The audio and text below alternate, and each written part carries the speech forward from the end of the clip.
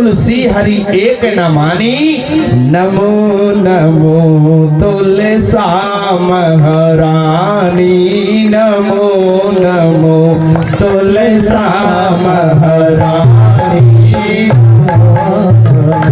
हरि की पटरानी, नमो नमो हरि पटरानी, नमो नमो छापन भोग करी सौगिंजन, छापन भोग करी सौगिंजन, तुलसी हरि एक न मानी, नमो तुलसा महारानी, नमो नमो तुलसा महारानी, नमो नमो तुलसा महारानी, नमो नमो।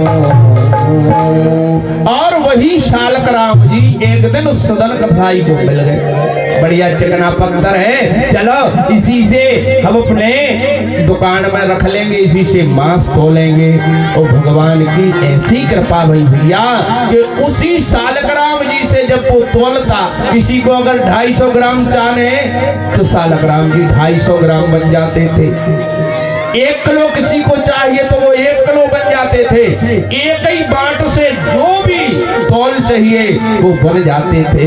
एक दिन घूमते घूमते एक संत जी ने देख लिया, अरे राम राम, ये तो हमारे ठाकुर जी है और ये दुष्ट तराजू पर रख करके मांस तोल रहा है। महात्मा जी पास में गए, अरे भैया ये जो तुम्हें मांस तोल रहे हो ये भगवान है, ये हमें दे दो। उसने कहा ले जाओ महाराज, हम दूसरा पत्थर रख लेंगे। और महात्मा जी शालक राम जी को ले गए अपनी कुटिया में, बढ़िया गंगा जल से धोया। रे राम राम कितने अपवित्र हो गए, इससे मांस तोलता रहा दुष्ट।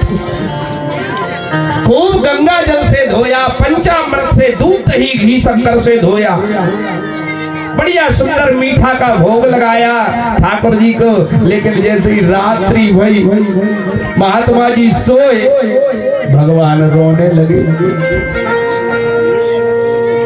महात्मा जी ने देखा कुटिया में तो कोई है नहीं, रोने की आवाज कहां से आ रही। देखा तो ठाकुर जी के नेत्रों से आंसू बह रहे। महाराज क्यों रो रहे हो? काम को आपके यहाँ बुरा लग रहा है, हमें वही करके आ जहां हम थे। अरे राम राम, हे प्रभु, वहां आप मांस की दुर्गंध में तौल रहे थे और हम यहाँ पर बढ़िया सुंदर आपको पवित्र करके प्रसादी लगा करके इतने सुंदर आसन पर बिठाए। नहीं नहीं, हमको फिर भी अच्छा नहीं लग रहा, हमें वो ही अच्छा लगता है। क्या अच्छा लगता है प्रभु? कहा जब वो तराजू पर एक तरफ हमको रखता है, एक तरफ मांस रखता है, और वो तराजू जब हिलती है तो ऐसे लगता है जैसे झूला झूला रहा हो। अब मैंने कल निवेदन किया था, न जाने कौन से गुण पर दया निधि रीझ जाते हैं। काम तो वही करके आओ। भोर में 4 बजे संत जी ने सदन कसाई का दरवाजा खटखटाया। ए भैया दरवाजा खोलो। दरवाजा खोला। क्यों, क्या बात है महात्मा जी इतने सवेरे सवेरे? काजी जो आपके ठाकुर जी है ये खूब रोए रात भर, भैया आप ही पे कृपा करना चाहते। और जैसे ही उसने सुना कि ये साक्षात ठाकुर जी हैं, ज्ञान हो गया।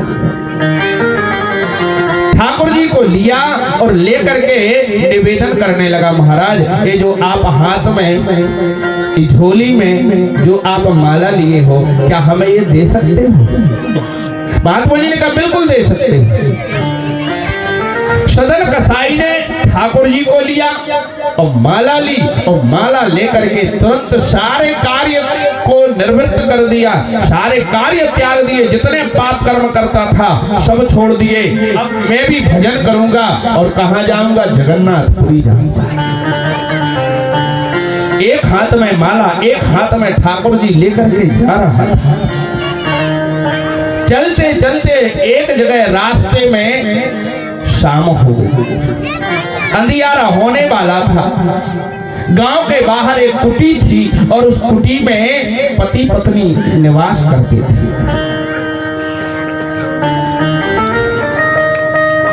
सदन कसाई ने कहा, भैया रात होने वाली है, हमें जगन्नाथपुरी जाना है, अगर आप कहो तो हम रात्रि विश्राम कर लें आपकी कुटिया के पास।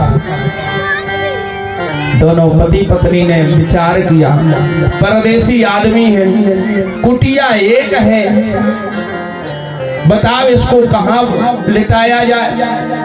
अगर इसको बाहर लिटाते हैं तो कहेगा कि हम परदेसी हैं, अतिथि हैं, हमारे लिए रहने को स्थान नहीं है, इसलिए बाहर लिटा दिया जाए। और अगर भीतर साथ में लिटाते हैं तो भी अच्छा नहीं लगेगा, क्या किया जाए।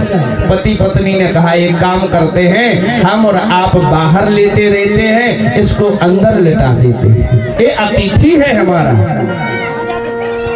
सदन कसाई को जैसे ही भीतर लिटाया, रात्रि के ठीक 12 बजे जो उसे पुरुष की स्त्री थी सदन कसाई के पास आई, प्यारे जाग, मैं तुझसे प्रेमालाप करना चाहती हूँ। ये जो हमारा पति है ये निकम्मा है, ये निष्ठुर है, ये हमको प्रेम नहीं देता है, मैं तेरे साथ संबंध बनाना चाहती हूँ। उसने हाथ जोड़ लिया, अरे बहन ये क्या कह रही है, अरे तू तो मेरी बहन है, तेरा पति लेटा हुआ है और बहन के साथ हो, मैं इतना पाप नहीं कर सकता हूँ, बहन मुझे माफ कर दे। उसने कुल्हाड़ी उठाई और कुल्हाड़ी ले जाकर अपने पति के सिर में दे मारी, पति का सिर कट गया। फिर लौट करके आई, अरे प्यारे देख, अब तो मेरा पति भी मर गया है, अब तुझे डरने की आवश्यकता नहीं है। उसने कहा, ना मैं ऐसा नहीं कर सकता। कहते कहते सवेरा हो गया, उस स्त्री ने सारे नगर में हल्ला कर दिया कि रात्रि में हमको पकड़ रहा था और इसने हमारे पति को मार दिया।